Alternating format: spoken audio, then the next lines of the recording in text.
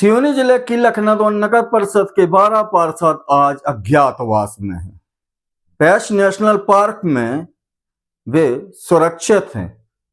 कोई खुशी उत्साह या पिकनिक मनाने के लिए नहीं गए हैं, बल्कि इन्हीं 12 पार्षदों ने अविश्वास प्रस्ताव लाया था। और आज 3 नवंबर है। मेरा पिछला वीडियो देखिए, मैंने उसमें आशंका व्यक्त की थी कि 12 पार्षदों की एकता को तोड़ने के लिए प्रयास किए जा रहे हैं और एकता भंग न हो जाए, एहतियाती तौर पर इन 12 पार्षदों ने रणनीति बनाई कि वे आज किसी से नहीं मिलेंगे। कलेक्टर के समक्ष नगर पंचायत अध्यक्ष को आज अपना अभिमत रखना है। पिछले वीडियो में सारी डिटेल है, जाके देखा जा सकता है। नगर परिषद से ही जुड़ी एक अपडेट और आई है।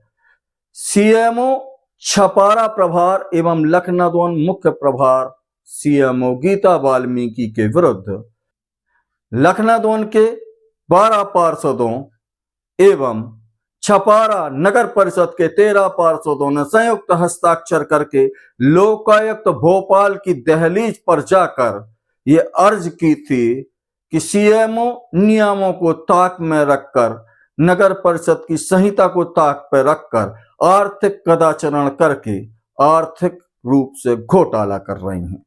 लगभग 50 से 60 लाख रुपए के घपले का आरोप और लगभग 24 बिंदु लखनऊ नगर परिषद के और 12 बिंदु छपारा नगर परिषद के, जिनमें उन्होंने गड़बड़ी और भ्रष्टाचार की आशंका व्यक्त की है, लोकायुक्त को सौंप दिया है।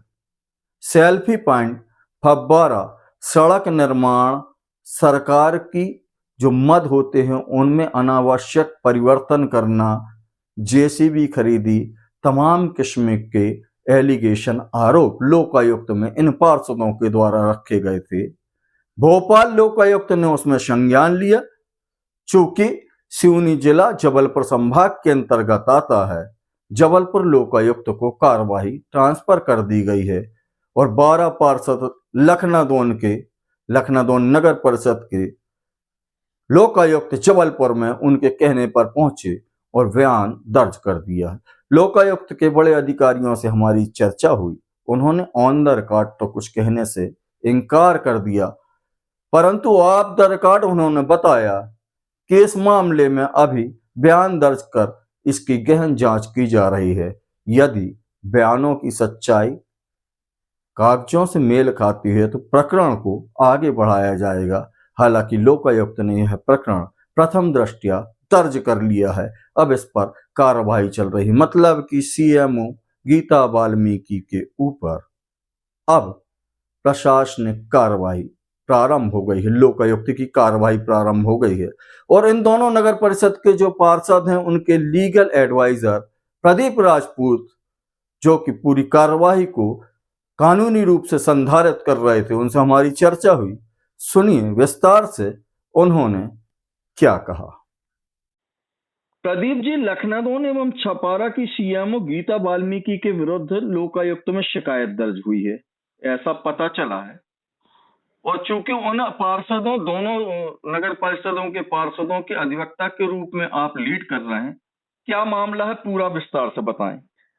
देखिए, काफी दिनों से नगर परिषद लखनऊ में एवं नगर परिषद छपारा में सीएमओ गीता वाल्मीकि के द्वारा फर्जी तरीके से बिल लगाकर करोड़ों रुपए का भुगतान कराया गया और अनेक ऐसी आर्थिक अनियमितताएं थी जिन्होंने इन्होंने अपने पद का दुरुपयोग करते हुए गलत तरीके से भुगतान और कई जगह शटर भी आवंटित की गई है।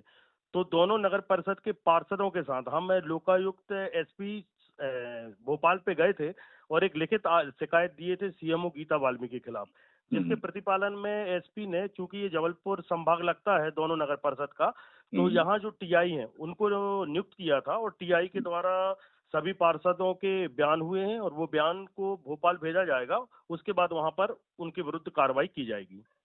प्रदीप जी, क्या ये बता पाएंगे कि सीएमओ के विरुद्ध जो पार्षदों ने आरोप लगाए हैं, लगभग कितने रुपए की राशि का गलत उपयोग करने के आरोप लगाए हुए? इनके ऊपर लगभग 50 लाख रुपए से ऊपर, छपारा नगर परिषद में इनके द्वारा जो बाजार मूल्य का निर्धारण है उससे अधिक राशि पे सामग्री क्रय की गई है। साथ ही छपारा नगर परिषद में एक सामान्य सभा की बैठक में जेसीबी को खरीदने की बात पार्षदों ने रखी थी, लेकिन उसको सीएमओ गीता वाल्मीकि के द्वारा नहीं माना गया और किराए की जेसीबी का लगभग 30 से 40 लाख रुपया का बिल निकाला गया है, जबकि उससे कम पैसे में जेसीबी को खरीदा जा सकता था। इसके अतिरिक्त लाइट खरीदी, एलएम ब्लीचिंग खरीदी और भी मामले हैं जिसमें इनके द्वारा फर्जी तरीके से बिल लगाकर राशि निकाली गई है, जिसकी शिकायत नगर परिषद छपारा एवं लखनादौन के पार्षदों के द्वारा की गई है। लोकायुक्त की कार्रवाई प्रचलन में है। एक अधिवक्ता के तौर पे आप बता पाएंगे कि लोकायुक्त की कार्रवाई आप किस तरह से आगे बढ़ेगी पार्षदों के बयान किए जाने के बाद? देखिए नीलेश जी, हम ये बताना चाहेंगे आपको कि अभी सभी पार्षदों के बयान हुए हैं। बयान के बाद जो है इनको अपना पक्ष रखने का भी मौका दिया जाएगा और यदि उसमें गलत पाई जाती है तो भ्रष्टाचार निवारण अधिनियम की धारा 13D के तहत एवं अन्य जो बीएनएस की धारा है उनके तहत इन पर कार्रवाई प्रस्तावित की जाएगी।